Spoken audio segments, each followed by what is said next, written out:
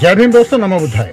दोस्तों, अभी रिसेंटली 10 सितंबर को भारत की राजधानी दिल्ली में G20 समिट बहुत शानदार तरीके से संपन्न हुआ। इसकी हम सभी भारतवासियों को बधाइयाँ। उम्मीद है कि पूरी दुनिया में G20 के माध्यम से भारत की एक सुंदर सृजनात्मक पॉजिटिव इमेज पहुंची होगी। इस प्रोग्राम को बेहतर से बेहतर और व्यवधान फ्री बनाने के लिए दिल्ली में कई महीनों से दिल्ली सरकार व केंद्र सरकार द्वारा युद्ध स्तरीय तैयारियां जारी थी, जिसके लिए यकीनन भारत के माननीय प्रधानमंत्री श्री नरेंद्र मोदी जी और दिल्ली के माननीय मुख्यमंत्री श्री अरविंद केजरीवाल जी भी भारत की जनता की तरफ से विशेष धन्यवाद के पात्र हैं। साथियों, सभी देशों का अपना प्राचीन इतिहास होता है, जिसे वो दुनिया के सामने अपनी छवि के रूप में प्रस्तुत करता है, और भारत का इतिहास तो प्राचीन से भी प्राचीनतम है। यकीनन भारत ने भी G20 के माध्यम से अपने इस गौरवशाली इतिहास और धरोहर को विश्व के सामने प्रस्तुत किया।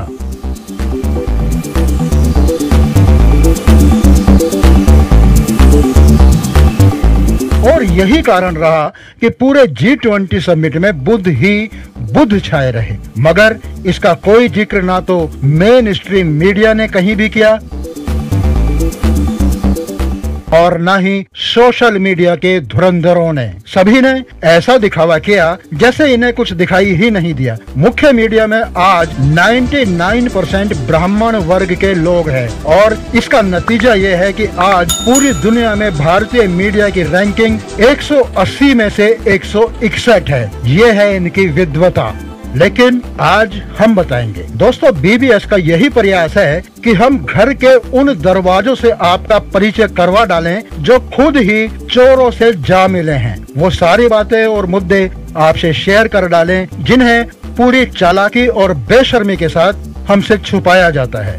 हमारा आपसे निवेदन है कि यदि अभी तक आपने BBS चैनल को सब्सक्राइब नहीं किया है तो कृपया कर लीजिए। दोस्तों, इस पूरे प्रोग्राम में बुद्ध छाए रहे, जिसकी डिटेल हम आपको आज के इस वीडियो में देने जा रहे हैं। दरअसल अंतर्राष्ट्रीय मंच पर दुनिया से शेयर करने के लिए हमारे पास बुद्ध के सिवा और कुछ है भी तो नहीं। बुद्ध, जिन्होंने प्राचीन भारत में धम्म का संदेश दिया। महान चक्रवर्ती सम्राट अशोक, जिन्होंने भारत सहित तत्कालीन विश्व में बौद्ध धर्म की स्थापना की। उस बौद्ध धर्म की स्थापना जिसे वर्तमान में भी दुनिया के 18 देश और 4 गणराज्यों में आधिकारिक रूप से मान्यता प्राप्त है। इस पूरे समिट में आश्चर्यजनक बात यह रही कि इस दौरान विदेशी मेहमानों के सामने एक बार भी न तो जय श्री राम का कोई नारा लगाया गया और न ही हिंदू राष्ट्र की बात की गई। दिखे तो दिखे सिर्फ बुद्ध और प्राचीन गौरवशाली बौद्ध साम्राज्य। मुख्य मंच से लेकर सड़कों की सजावट तक सब जगह बुद्ध ही बुद्ध थे, क्योंकि यही तो हमारा अतीत है। हमारा प्राचीन और गौरवशाली इतिहास यही तो है। इसके बिना भारत विश्व मंच पर अनाथ है। इसलिए G20 समिट में भी बुद्ध और उनके महत्व को पूरा सम्मान दिया गया।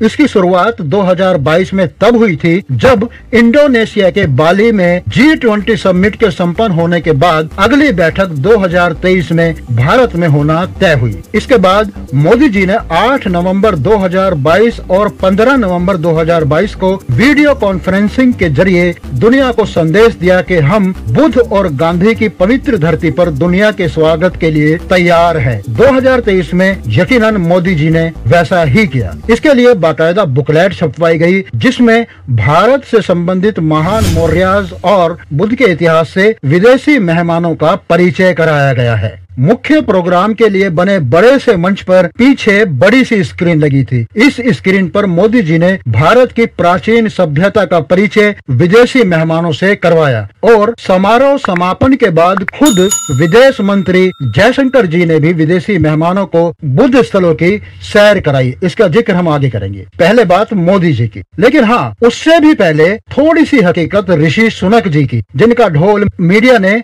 उनके दिल्ली के अक्षरधाम मंदिर में जाने को लेकर कूद कूद कर पीटा। अक्षरधाम मंदिर दरअसल एक टूरिज्म पैलेस है जिसमें घनश्याम पांडे जी की मूर्ति लगी है। वहाँ टिकट खरीदकर कोई भी घूमने जा सकता है, चाहे वो हिंदू, मुस्लिम, सिख, ईसाई कोई भी हो, और गाय, भैंस, भेड़, बकरी, मुर्गा, शाकाहारी, मांसाहारी कुछ भी खाता हो, कोई फर्क नहीं पड़ता। टिकट की कीमत आप गूगल पर देख सकते हैं। बस यही गए थे ऋषि सुनक जी चमड़े की बेल्ट पहनकर। चलिए अब चलते हैं मोदी जी पर, जिन्होंने बेहद सटीक अंदाज में दुनिया का परिचय भारत की बौद्ध विरासतों से करवाया। यहाँ मुख्य मंच पर मोदी जी अमेरिका के राष्ट्रपति बाइडेन साहब को भारत की नालंदा बौद्ध यूनिवर्सिटी का इतिहास बता रहे हैं। हम सभी भारतीय तो नालंदा का पूरा इतिहास जानते ही हैं, इसलिए हम यहाँ नहीं दोहराएंगे। प्राचीन नालंदा बौद्ध विद्यालय की इस थीम इमेज के साथ भारत की माननीय राष्ट्रपति द्रौपदी मुर्मू सहित लगभग सभी विदेशी मेहमान मंच पर उपस्थित हुए।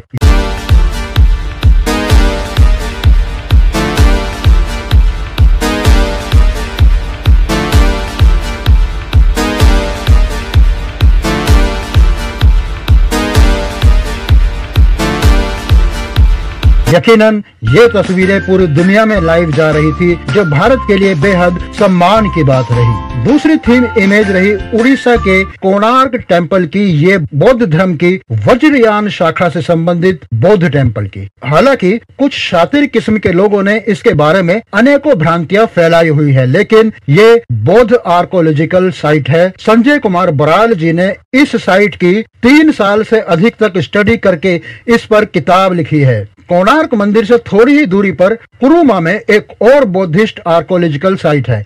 कोणार्क टेम्पल पर हम जल्द ही कोई वीडियो बनाएंगे। खैर, इस थीम के साथ भी अनेक मेहमानों के साथ मोदी जी ने मंच शेयर किया।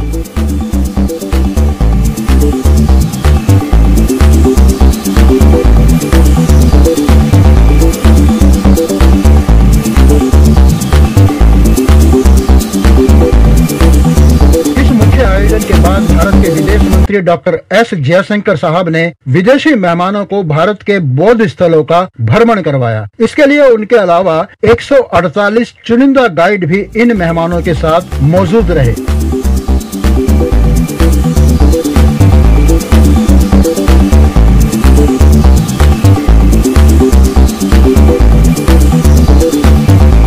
दोस्तों, आज दुनिया के 18 देशों और 4 गणराज्यों में आधिकारिक रूप से बौद्ध धर्म मौजूद है, जो कि एक बड़ी संख्या है, और ये बुद्ध भारत की देन है। इसके अलावा इंग्लैंड, अमेरिका, ऑस्ट्रेलिया, सिंगापुर इत्यादि सहित दुनिया के हर अमीर गरीब हिस्से में बौद्धिस्ट मोंटेसरी उपलब्ध है। पूरी दुनिया में बौद्ध भिक्षुओं की अपनी गजब की प्रतिष्ठा है। ये किसी से भीख नहीं मांगते। चीन, जापान, श्रीलंका जैसे बौद्ध देशों में ये भिक्षु सिर्फ 30 मिनट के लिए गांव अथवा शहर में जाकर खड़े हो जाते हैं। इस दौरान इनके पात्र में सिर्फ एक बार ही भोजन डाला जा सकता है, फिर वो चाहे कम हो या ज्यादा, उससे पेट भरे या ना भरे, उसे लेकर इन्हें वापस चले आना होता है। भारत में भी कोई भिक्षु आपको किसी भी तरह से भीख मांगता नहीं मिलेगा। यहाँ वो सिर्फ उन्हीं के घर में भोजन हेतु जाते हैं जहाँ से उन्हें निमंत्रण प्राप्त होता है। दोस्तों, BBS आपका अपना चैनल है, इसे सब्सक्राइब अवश्य करें और वीडियो को लाइक व शेयर अवश्य करें। अपने सुझाव हमें कमेंट बॉक्स में लिखें। फिर मिलेंगे एक नई वीडियो में, तब तक के लिए जय भीम, नमो बुद्धाय।